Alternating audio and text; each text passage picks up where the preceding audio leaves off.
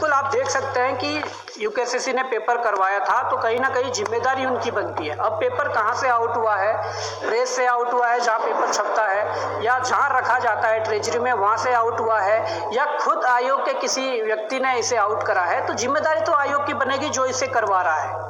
Sir, लगातार दांगलेबाजी के लिए आप खड़े हुए हैं युवाओं के साथ, और साक्ष्य की अगर बात करें तो एस राजू सर को आपने साक्ष्य भी दिए, सबूत भी दिए, फिर क्या वजह से सबूत देने के बाद भी अभी तक कोई निष्कर्ष सामने नहीं आ रहा? तो वही तो चीज़ है, अगर सबूत देने के बाद भी कार्रवाई नहीं करेगा तो फिर छोड़ दीजिए, आप उस पद को छोड़ दीजिए। जब आप उस पद की कोई गरिमा नहीं समझ रहे हो, उस पद की कोई जिम्मेदारी नहीं समझ रहे हो, तो आप उस पद को छोड़ दीजिए ना।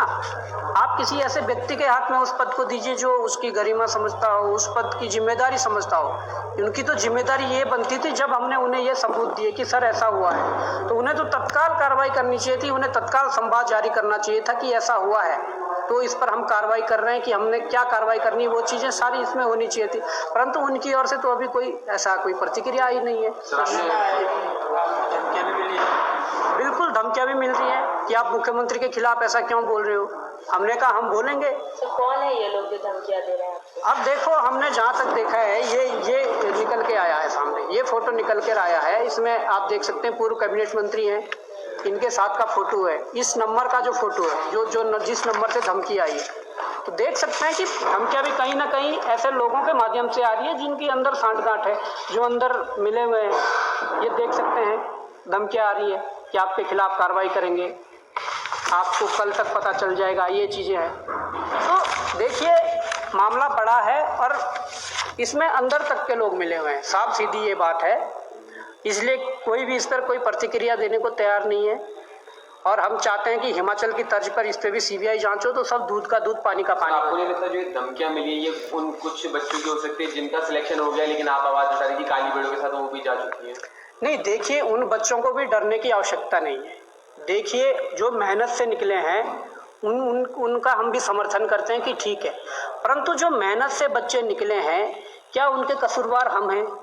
उनके कसूरवार है तो आयोग है जिन्होंने ये पेपर आउट किया है, उनके कसूरवार है तो ये सरकार है जो भ्रष्टाचारियों को बढ़ावा दे रही है, उनके कसूरवार है तो वो है जो पैसे देकर नौकरी पा रहे हैं। अब हमारे संज्ञान में मामला आया है, तो अब हम ये तो नहीं कह सकते कि आप एक तरीके से पूरा सिलेक्शन होने दो, अब कि बच्चे कुछ वो रखें। हम तो कह रहे हैं सीबीआई जांच हो, जो लोग गलत तरीके से चयन हुए हैं उन्हें आप निकालिए, उन लोगों को बाहर फेंकिए।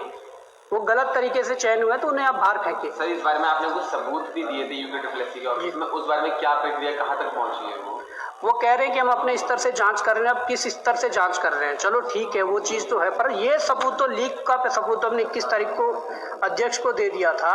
उनको तत्काल कार्रवाई से इसका निस्तारण करना चाहिए था, उनको डिसीजन लेना चाहिए था कि इसमें आगे क्या करें, परंतु अभी तक उन्होंने कोई डिसीजन नहीं लिया। तो अपने आप में ऐसा लगता है कि मामले को दबाने की कोशिश की जा रही है। जब आपने सबूत दिए थे तब उनका कहना क्या था? जब ये आपने सबूत दिखा दी कि सर 12 घंटे पहले पेपर लीक हुआ है, उस बारे में उनका क्या कहना था तुरंत? उनका तुरंत क्या कहना था, उन्होंने कहा कि वास्तव में ये अगर ऐसा है मामला तो गंभीर विषय है। मैंने कहा गंभीर विषय है तो इस पर कार्रवाई तो होनी चाहिए, परंतु आप देख सकते हैं कि अभी तक कार्रवाई ना होना अपने आप में मामले को दबाने जैसा कुछ लग रहा है।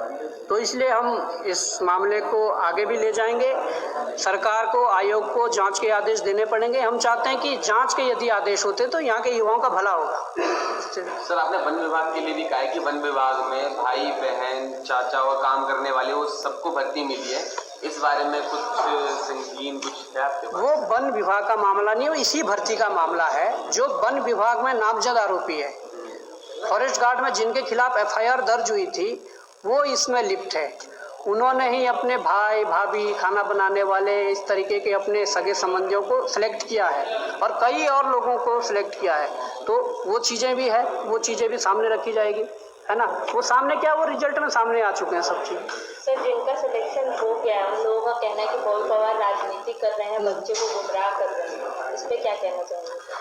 तो आप लोग उनसे ये कहिए या वो लोग सुन लें कि यदि बॉबी पवार राजनीति कर रहा है, यदि भ्रष्टाचार को उजागर करना राजनीति है तो ठीक है, हम राजनीति कर रहे हैं।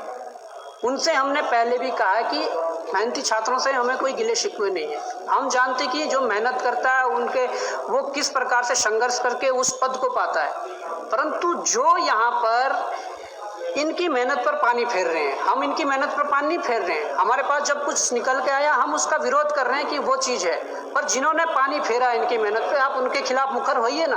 आप बॉबी पवार के खिलाफ क्यों मुखर हो रहे हैं? आप आयोग के खिलाफ मुखर होइए, आप सरकार के खिलाफ मुखर होइए, आप जो पैसा दे के जा रहे हैं उनके खिलाफ मुखर होइए। क्या बॉबी पवार पर आप आरोप प्रत्यारोप करेंगे उससे आपका समाधान हो जाएगा?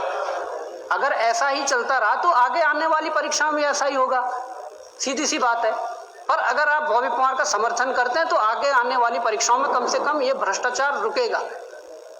हम कोशिश करेंगे कि इस भ्रष्टाचार पर लगाम लगाई जाए। तो ये सारी चीज़ें हैं, उन्हें भी हम बार बार कह रहे हैं कि हमसे हमारा जो मेहनत करके गए हैं उनसे कोई गिले शिकवे नहीं है। हम जानते हैं कि मेहनत किस परिस्थिति में की जाती है और जब पद मिलता है, जब एक सिलेक्शन पाते हैं तो मतलब क्या दिल में कैसी खुशियाँ होती है, और उसके बाद ऐसी घटनाएं सामने आए तो बड़ा दुख होता है। तो ये देखिए आप साफ तौर पे आयोग, सरकार, पैसे का लेन देन करने वाले ये दोषी हैं। अब आप चाहे मतलब अपना फ्रस्ट्रेशन निकालने के लिए मुझे कह दीजिए कि ऐसा कर रहे हैं तब ऐसा हो रहा है, ये तो होना ही था। जब पेपर बाहर आ गया उसका विरोध तो हम करेंगे ही, है ना। तो ये सारी बातें हैं।